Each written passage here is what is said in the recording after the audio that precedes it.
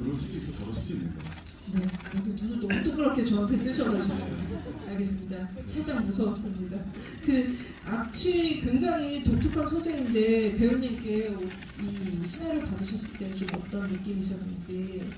우선은 저에게 있어서 뭔가 그 민준 자체는 누군가를 놀래키고 또 그 공포의 주역, 공포의 대상이라고 생각하지 않았고 오히려 그거를 보고 느끼는 그 호흡을 따라가게 해줄 수 있는 약간 관객의 입장, 그리고 관객들이 느낄 수 있는 그런 긴장감이나 그런 좀 약간 쫀득함이라고 해야 되나? 예, 그런 역할을 좀 갖고 있는 캐릭터라고 생각을 해서 되게 좀 막중한 책임감을 가지고 감독님과 상의해서 열심히 찍어봤습니다. 네, 이 영화의 그 인물들이 사실 처음 시작할 때와 이렇게 이야기가 전개되면서 다른 모습을 보여주는데 아마 악취의 민준이 가장 극명하게 변한 인물이라는 생각도 들었어요. 그러니까 이게 되게 이제 그 멜로 영화에서의 진짜 그냥 달달한 주인공이잖아요. 근데 나중에는 공포 영화의 가장 극적으로 비극적으로 그리고 끔찍하게 죽어만 나가는 피해자 역할을 해요. 그래서 그 톤을 바꾸는 연기 이런 것들이 어렵기도 하고 재밌기도 하셨을 것 같은데. 네, 일부러 그래서 최대한 다정하고 최대한 더 약간 바라기라고 해야 될까?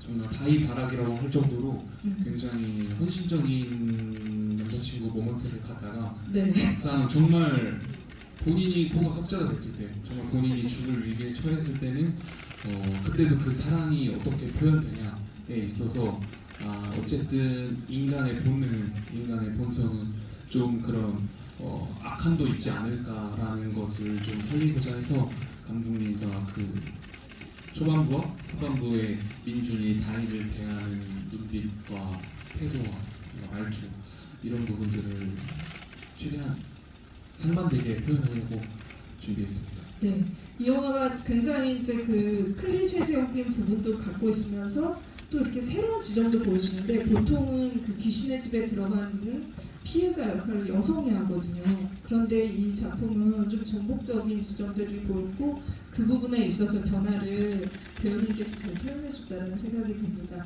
박수로 한번 부탁드립니다. 네, 유일하게 오늘 또 팀으로 나오신 귀신 보는 아이의 배우님과 이야기를 좀 나눠보도록 하겠습니다. 그러니까 감독님이 옆에 계셔서 다른 분들보다 솔직하게 얘기 못할 수도 있겠지만 없다라고 생각하고 최대한 현장에서 감독님 얼마나 괴롭히셨는지 먼저 얘기를 좀 들어보도록 하겠습니다. 사실 감독님한테 도움을 많이 받았어요. 육체적으로는 이 작품이 가장 어떻게 보면 힘들었겠다 싶었거든요. 계속 달리고 그렇죠. 네, 그러다 보니까 힘들기는 했던 것 같아요. 근데 뭐 저뿐만 아니라 다 똑같이 힘들었겠지만 아무래도 저는 찍으면서 되게 분장을 굉장히 리얼하게 네. 하신 분들을 많이 보다 보니까 그게 되게 조금 무서웠어요. 이미 현장에서 그분들의 분장이 너무 무서웠다? 네, 저는 개인적으로 그랬던 것 같아요. 네. 원래 공포 영화 잘 못 보시나요? 약간 실눈을 뜨고 봐요. 네, 약간 그 무서운 거 나올 지점에 보기는 보는데 약간 좀 눈이 조금씩 감기면서 그렇게 딱 무서운 거 나올 때는 잠깐 실금. 네, 힘들었을 것 같네요. 근데 이광진 감독님 어떻게 보면은 이 영화의 진짜 빌런 같은 인물이잖아요. 현실적으로는 정말 악랄한 느낌도 가지는 역할인데 왜 배우님을 캐스팅을 하셨는지. 솔직하게 얘기해드린 거죠. 솔직하게 듣고 싶으신 거죠? 네. 일단은 거기서 준호 역할을 했던 강한선 배우가 되게 어떻게 보면은 뭐라고 해야지 그 되게 비호감적인 뭔가 캐릭터로 나오잖아요. 그러면은 그 상반되는 괴롭히는 입장이지만 도지는 굉장히 잘생기고 모두 누구에게 인기가 많은 듯한 상반된 캐릭터로 설정을 하면 거기서 오는 또 뭔가 캐릭터 간의 어떤 접점이 좀 있을 것 같다라는 생각이 들어가지고 그래서 캐스팅을 했어요. 그 아까 잠깐 이제 귀신을 보신다라는 얘기를 하셨는데 이 작품 프로젝트에 들어가면서도 감독님이 보신 귀신들을 좀 이번에 소환해서 이 영화를 만들어야겠다는 생각을 하셨나요? 어떻게 이 에피소드를 만들게 되셨나요? 일단 에피소드 시작하게 된 게 시나리오 구상 때부터 공포 시나리오 써야 돼라고 듣고 나서 사실 A팀이 없었어요. 전혀 없었고 하지만은 거기 이제 팔척귀로 나오는 2m인 귀신이 이제 김수영 배우라고 제 제자입니다. 네, 제자인데 그 친구 딱 보는 순간 무섭더라고요.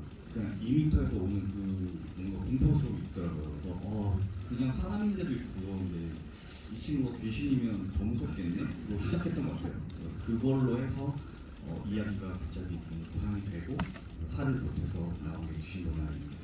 그러면 실제로 그 영화에 나오는 귀신 캐릭터 디자인은 실제로 감독님이 좀 봤던 귀신들이 안타깝게도 2m가 넘는 귀신 아직 못 봤는데 네네 근데 그 분장이 좀 뭐라고 해야 되죠? 하얗다고 해야 되나? 피부 톤이 뭐 하얗잖아요. 네. 실제로 보는 귀신은 그 하얀 거에 약간 거무스함이 섞여 있거든요. 네, 근데 어쨌든 이 실제보다 영화니까 극적으로는 더 뭔가 관객이 봤을 때 더 무서움이 오는 거는 더 하얀 얼굴이 나지 않을까 해서 그랬던 것 같습니다. 네. 그 귀신 보시기 전반부는 사실 되게 현실적인 캐릭터로 연기를 하셨잖아요. 청년 세대 어떻게 보면 좀 약간 창업해서 살아가고 있는 그런 인물이기도 한데. 네. 요거 제가 네 감독님께서. 이런 이야기도 좀 많이 있더라고요. 그 귀신 보는 아이인데 제목은 왜 나오는 사람들의 액면가가 아이가 아니냐.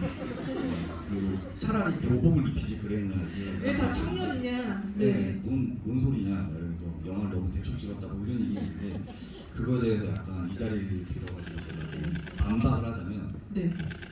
귀신 보는 아이라는 거는 그 준호가 어렸을 때부터 듣던 별명인 거죠.